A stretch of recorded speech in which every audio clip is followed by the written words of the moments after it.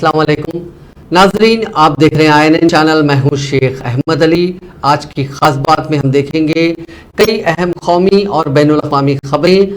छत्तीसगढ़ की राजधानी रायपुर में इंडियन नेशनल कांग्रेस के सरोजा कन्वेंशन के पहले दिन स्टीयरिंग कमेटी का इजलास मुनक्किद हुआ, जिससे खिताब करते हुए कांग्रेस के सदर मल्लिकार्जुन खड़गे ने कन्वेंशन का खाका पेश किया। इस मौके पर कांग्रेस सदर ने पार्टी कायदीन से अपील की कि वो खुलकर अपने ख्यालात का इजहार करें और इज्तिमाई तौर पर फैसले लें। उन्होंने कहा कि जो आपकी राय बनेगी वही मेरी और सबकी राय होगी। शहीद वीर नारायण सिंह नगर नया रायपुर में कांग्रेस के 25वें जनरल कन्वेंशन के मौके पर मुनक्किद होने वाले स्टीयरिंग कमेटी के इजलास में पार्टी कायदीन का इस्तकबाल करते हुए कांग्रेस सदर मल्लिकार्जुन खड़गे ने कहा कि वो ये बताना जरूरी समझते हैं कि राहुल गांधी की कन्याकुमारी से कश्मीर तक भारत जोड़ो यात्रा के दौरान मुल्क भर में जो तवानाई पैदा हुई और महंगाई, बेरोजगारी और इक्तिसादी मामलात पर जिस तरह बेदारी पैदा हुई, इस जोश को हमें बरकरार रखना है। उन्होंने कहा कि छत्तीसगढ़ की तारीख में ये कन्वेंशन निस्फ दर्जन रियासतों की असेंबली इंतखाबात और उसके बाद 2024 के आम इंतखाबात के पस मंजर में मुनक्किद हो रहा है। ये हमारे लिए एक बड़ा चैलेंज भी है और एक अहम मौका भी है। यहाँ से हमारा मायने खैज पैगाम एक नई तवानाई के साथ करोड़ों दोस्तों तक पहुंचेगा। फिर वो कारकुन उसे हर गांव में ले जाकर अवाम का एतमाद हासिल कर सकेंगे। हम जो फैसले लेंगे वो कन्याकुमारी से कश्मीर तक हमारी पार्टी के मुस्तकबिल की मजबूत बुनियाद बनेंगे। कांग्रेस सदर ने कहा कि हमारा कन्वेंशन ऐसे वक्त में मुनक्किद हो रहा है जब इस मुल्क को बहुत से संगीन चैलेंजेस का सामना है। जमहूरियत और आइन को खतरा है, पार्लिमानी इदारे भी शदीद बहरान का शिकार हैं, सियासी सरगर्मियों पर भी नजर रखी जा रही है। इस सिलसिले में हमें बहुत सोचना होगा और हक़ाइक़ के साथ अपने ख्यालात को आगे बढ़ाना होगा, क्योंकि पूरे मुल्क की नजरें इस कन्वेंशन पर लगी हुई हैं।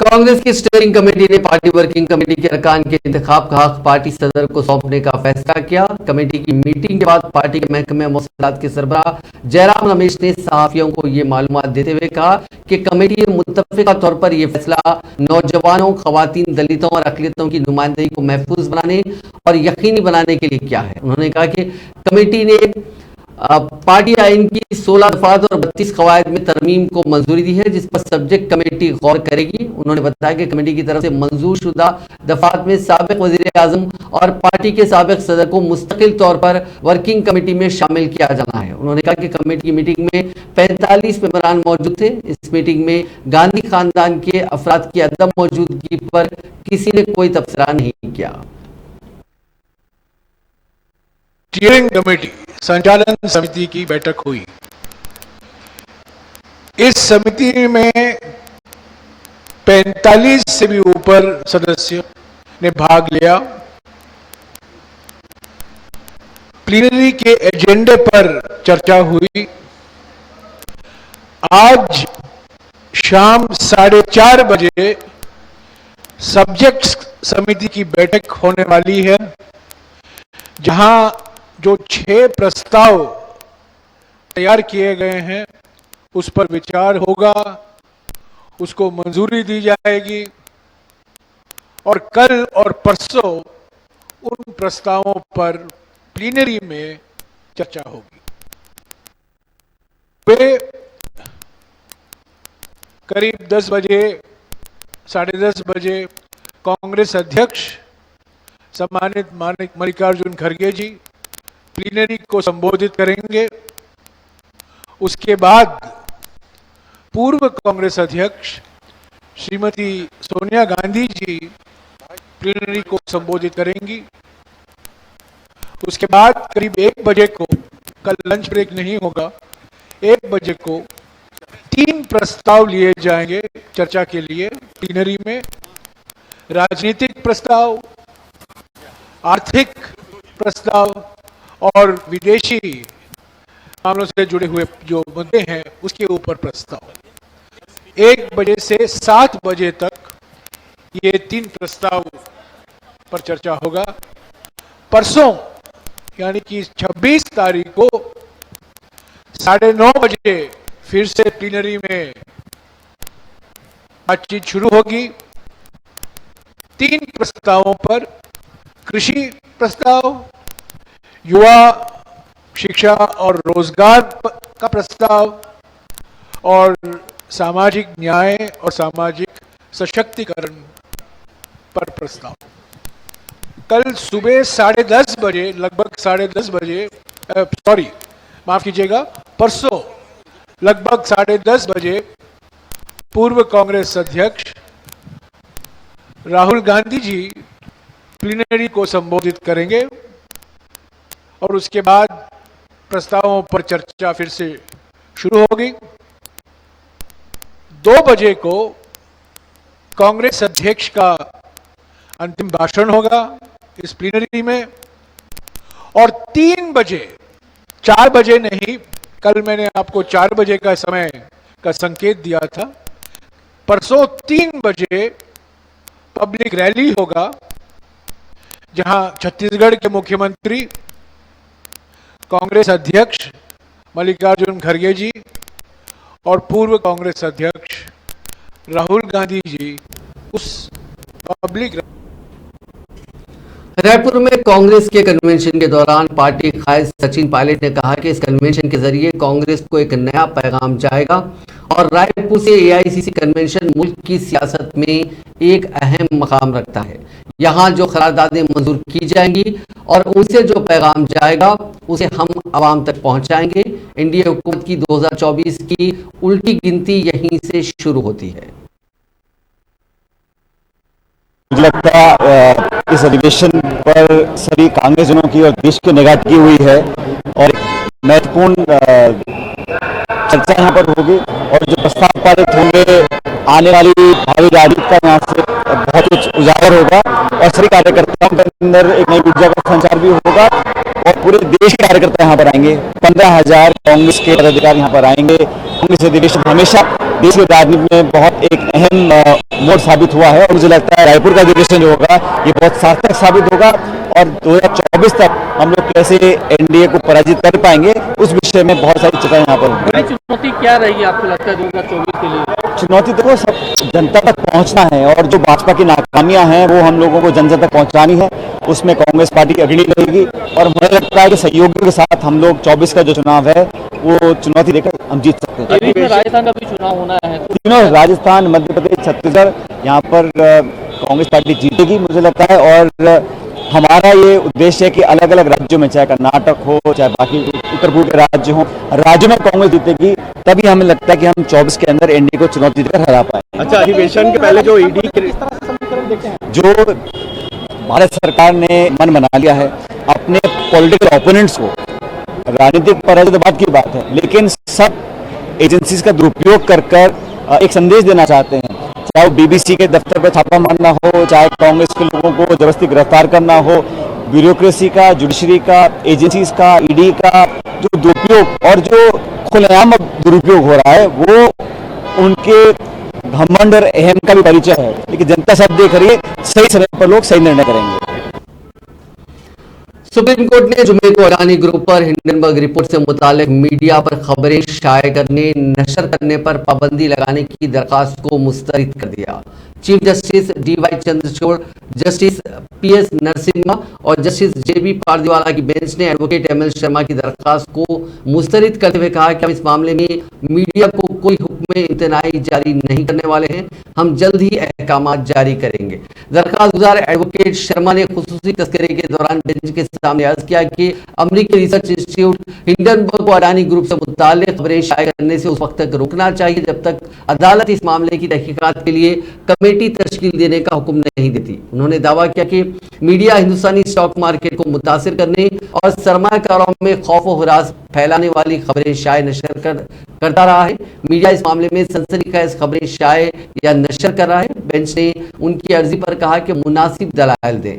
शर्मा 4 दरख्वास्त गुजारों में से एक ने इस मामले में एक PIL दायर की थी, जिसमें हिंडनबर्ग रिपोर्ट के पीछे साजिश का इल्जाम लगाया गया था।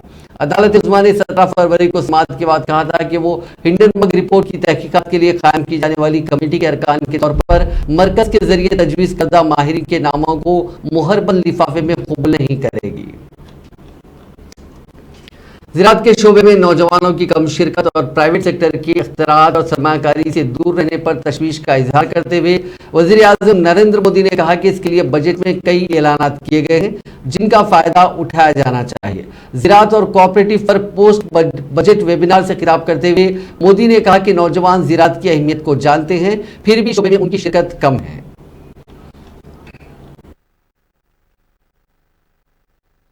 मामले में पूरी तरह आत्मनिर्भर होने के लिए मिशन मोड में काम चल रहा है। साथियों, जब तक हम एग्रीकल्चर सेक्टर से जुड़ी चुनौतियों को दूर नहीं कर लेते, संपूर्ण विकास का लक्ष्य हासिल नहीं हो सकता। आज भारत के कई सेक्टर्स पर करीब 2 लाख करोड़ रुपए खर्च हो गए। मतलब इतना पैसा देश के बाहर चला गया। ये पैसा हमारे किसानों के पास पहुंच सकता है अगर हम इन कृषि उत्पादों के क्षेत्र में भी आत्मनिर्भर बन जाएं। पिछले कुछ वर्षों से वज़ीर आज़म नरेंद्र मोदी ने जुमे के रोज नागालैंड और मेघालय में 3 इंतखाबी जलसों से खिताब किया। वज़ीर आज़म ने मेघालय के शिलांग में कहा कि कुछ लोग जिनको मुल्क ने नकार दिया है, जो मायूसी की हालत में डूब चुके हैं, वो आजकल माला जपते हैं और कह रहे हैं कि मोदी तेरी खबर खुदेगी, लेकिन मुल्क कह रहा है कि देश का कोना कोना कह रहा है मोदी तेरा कमल खिलेगा। मोदी ने कहा कि आज जिस तरह से शानदार और जानदार रोड शो किया गया, उससे ये जाहिर होता है कि आइंदा इंतखाबात बीजेपी ही जीतेगी।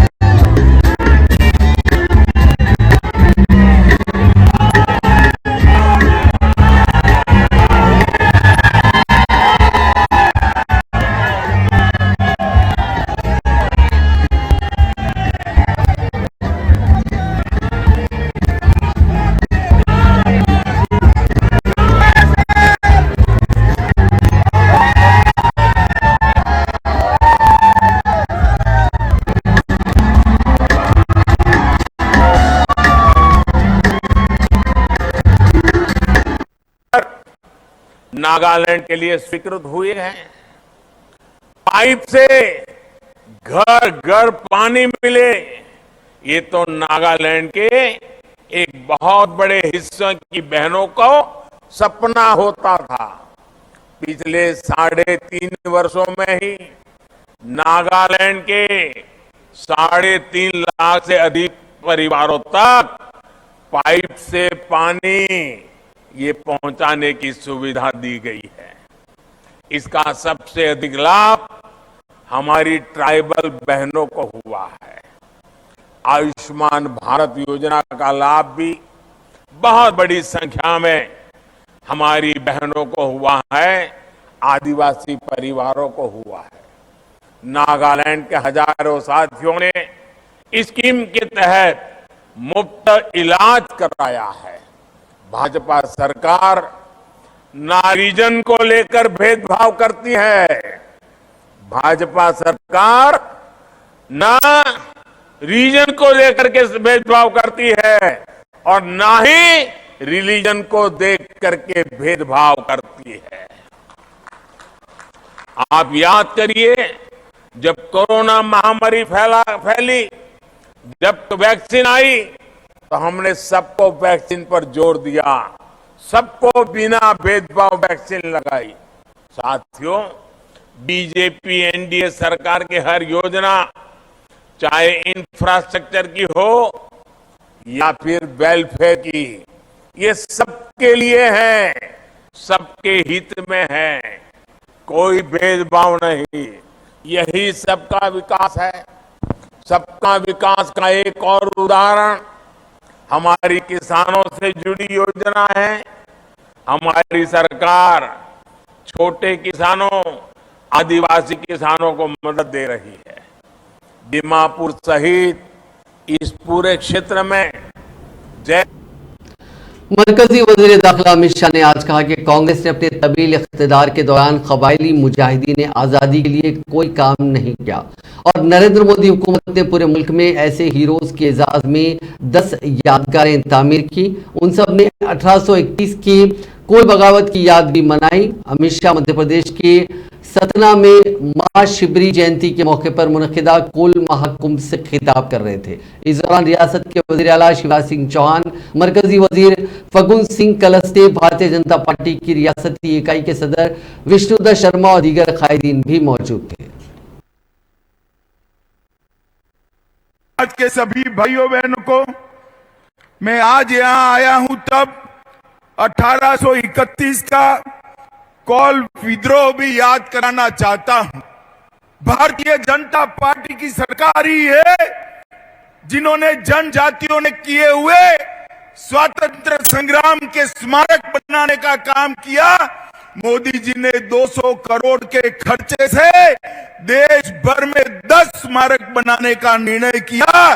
इसमें हमारा कोल विद्रोह का भी जिक्र सभी स्मारकों में समाहित किया गया है। यहां पर गोंड महारानी दुर्गावती की बहादुरी हो, रानी कमलापति का बलिदान हो, अमर सेनानी बुद्धू भगत, जोवा भगत, मादारा महतो, इनकी बात हो, ये सभी को हमारी मध्य प्रदेश सरकार ने, शिवराज जी ने कहीं न कहीं जोड़कर याद रखने का काम हमने किया है। लोकसभा के स्पीकर ओम बिरला ने आज गंगटोक सिक्किम में सीपीए इंडियन रीजन की 19वीं सालाना जोन 3 कॉन्फ्रेंस के अख्तितामी इजलास से खिताब किया। सिक्किम के गवर्नर लक्ष्मण प्रसाद, सिक्किम के वजीर आला प्रेम सिंह तमांग, राज्यसभा के डिप्टी चेयरमैन हरिवंश, अरुणाचल प्रदेश कानून सा असेंबली के स्पीकर पासिंग डी सोना और दीगर कायदीन इस तकरीब में शरीक थे। इस मौके पर बात करते हुए लोकसभा स्पीकर ने सियासी मुबाहिसों में गैर पार्लिमानी रवैये और नापसंदीदा अल्फाज के इस्तेमाल पर तशवीश का इजहार किया और कहा कि इस तरह के वाकयात से जमहूरी इदारों पर अवाम का एतमाद खत्म होता है। उन्होंने जोर देकर कहा कि अवामी जिंदगी में काबिलियत जरूरी है क्योंकि इसका अवामी जहन पर गहरा असर पड़ता है। बिरला ने मशवरा दिया कि अवामी नुमाइंदों को घर के अंदर और बाहर अपने रवैये को महदूद और बाविखार रखना चाहिए।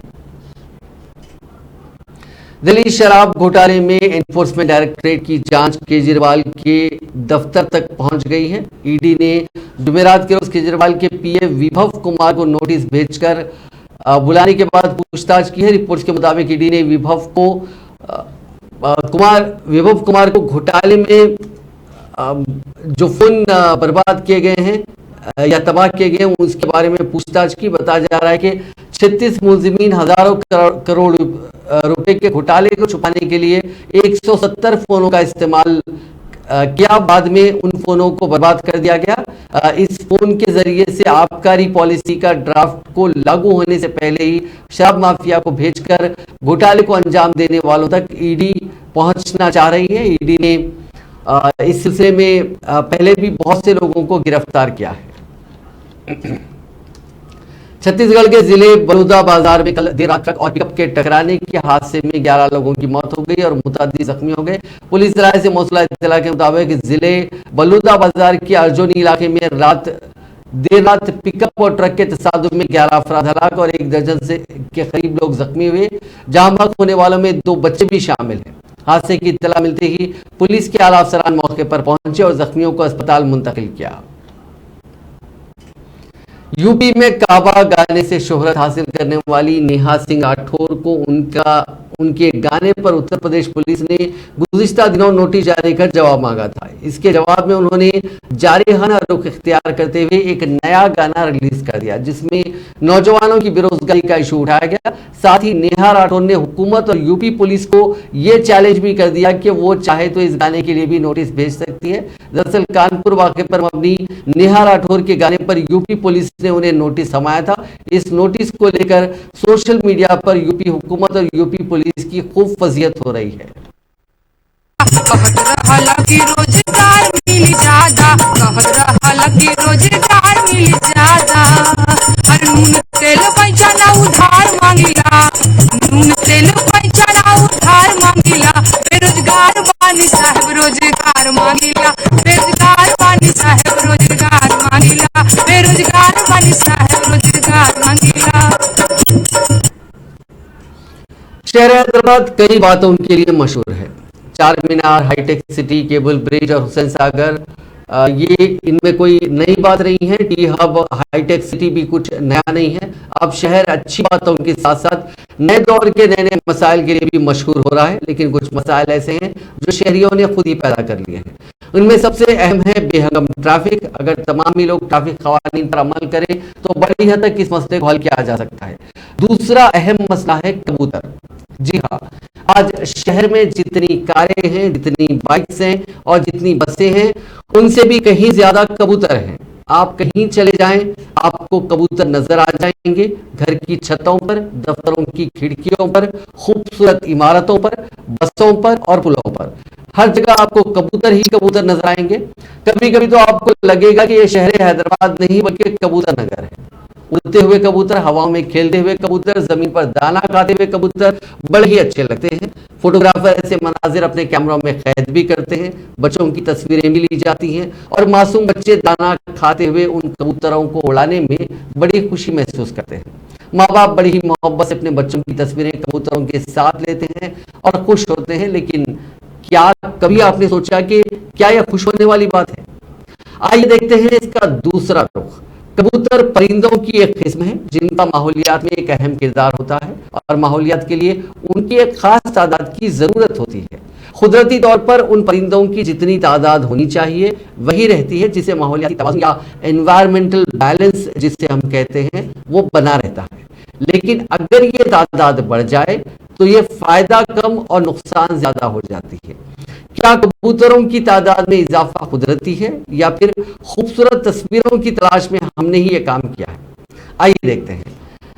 कबूतर नेचुरल स्कैवेंजर्स होते हैं। उनका काम दरख्तों पर मौजूद कीड़ों को खाना होता है। इसके अलावा ये अनाज भी खाते हैं। इसके लिए उनको वहीं जाना होता है जहां कीड़े या अनाज मिलता है। ये कीड़े खाते हैं तो कई दरख्त, पौधे, गार्डन महफूज रहते हैं और तवाज़ुन बरकरार रहता है।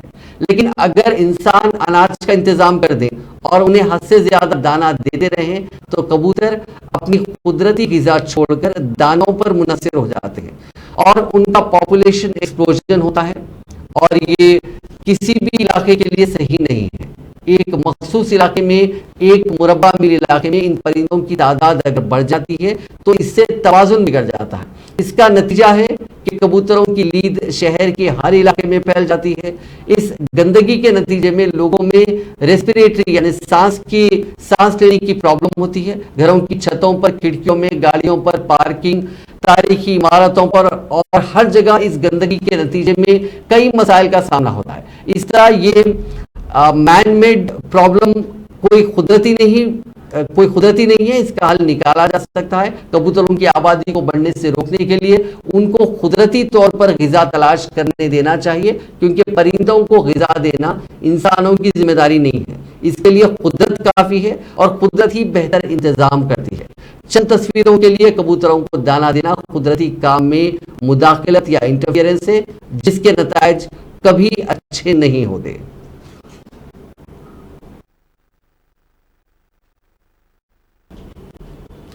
मिस्र हुक्काम ने मोटापे समेत मुतअद्दिद बीमारियों में मुब्तला अफराद को रवां साल हज के लिए जाने से रोकने का फैसला कर लिया। हज के लिए दरखास्त देने के लिए जरूरियात में इन बीमारियों से महफूज होना भी करार दिया गया। मिस्र में हज की दरखास्तें आइंदा 6 मार्च तक जमा होना जारी रहेंगी। वजारत दाखिला ने इस साल हज के मनासिक अदा करने के लिए मुतअद्दिद ग्रुपों के सफर पर पाबंदी लगाने का फैसला किया, क्योंकि उन अफराद को इन्फेक्शन के सबसे ज्यादा खतरात लाहक होते हैं। वजारत के मुताबिक पाबंदी की जद में आने वाले अफराद में गुर्दे के फेल होने वाले मरीज हैं, जिनके इलाज के लिए डायलिसिस सेशंस की जरूरत होती है, फेफड़ों के फाइब्रोसिस के मरीज हैं, मोटापे के मरीज हैं, इमराज कल्ब के एडवांस केसेस, जिगर की सर्विस और ट्यूमर वाले अफराद हैं। पहले और आखिरी महीनों की हामिला खवातीन और जहनी मरीज भी पाबंदी की जद में आ रहे हैं। एक अल्जाइमर के मरीजों को भी हज पर जाने से रोका जा रहा है। वजारत ने शर्त भी आयद की है कि आज़िम हज के लिए हिफाजती टीकों को बुनियादी खुराक के साथ मुकम्मल किया जाना चाहिए। कोरोना वायरस के खिलाफ बैनुल अक़वामी तौर पर मंजूर शुदा वैक्सीन की बूस्टर डोज भी लगी होनी चाहिए। वैक्सीनेशन के सर्टिफिकेट की कॉपी फराहम करना भी जरूरी करार दिया गया है।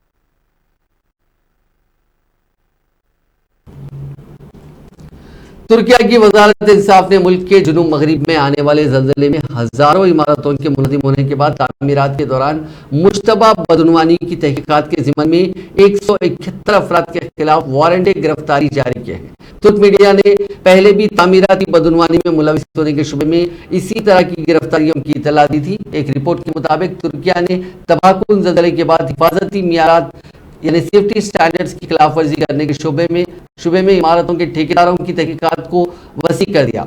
इस मामले में वज़ीर दाखिला ने कहा कि मुल्क ने मुतासिरीन के लिए रिहाइश के मंसूबों को तेज किया है। रिपोर्ट के मुताबिक अब तक 564 मुश्तबा अफराद की शिनाख्त हो चुकी है, जिनमें से 160 अफराद को बाज़ाब्ता गिरफ्तार किया गया है और बहुत से लोग अभी भी जेर तफ्तीश हैं।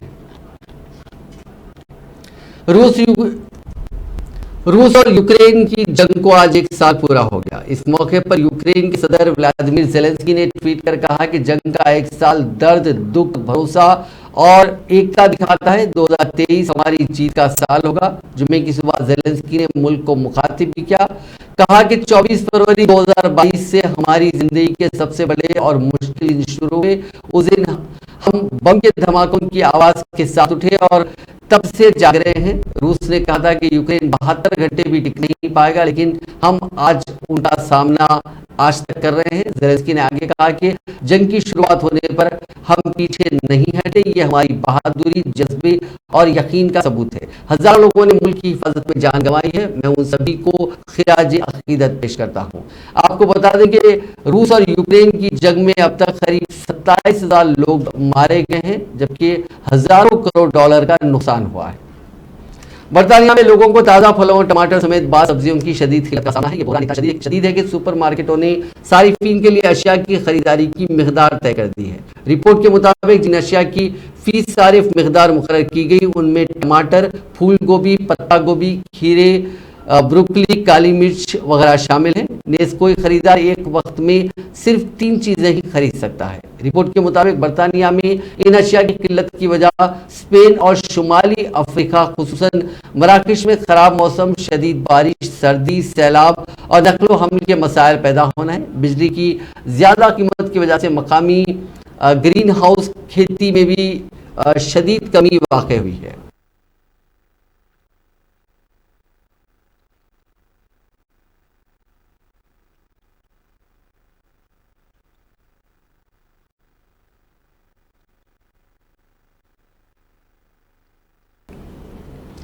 ऑस्ट्रेलिया के ब्रिस्बेन में इंडियन कॉन्सुलेट पर हमला हुआ है। एक रिपोर्ट के मुताबिक कॉन्सुलेट को 21 फरवरी की रात वहां पर हमला किया गया। इसकी जानकारी 22 फरवरी की सुबह मिली। इंडियन काउंसिल अर्चना सिंह ने इसकी जानकारी क्लीलैंड पुलिस को दी है। पुलिस ने खालिस्तानी झंडा जब्त कर लिया है। मुजरिमीन की तलाश की जा रही है। इससे पहले महाशिवरात्रि को 2 हिंदू मंदिरों को निशाना बनाया गया था। भारत सरकार ने इस बारे में ऑस्ट्रेलिया से बात की है। रिपोर्ट के मुताबिक ब्रिस्बेन का ये कॉन्सुलेट स्वान रोड पर वाक़ है। ये इलाका ब्रिस्बेन का सब अर्बन यानी एक सब रूरल टाइप का एरिया होता है। 21 फरवरी की रात कुछ खालिस्तानी हामियों ने कौंसलेट पर हमला किया और वहां खालिस्तान का फ्लैग फेंक दिया गया। नाज़रीन, आज की खास बात में बस इतना ही। आपसे कल मुलाकात होगी नई खबरों के साथ। आप देखते रहिए INN चैनल।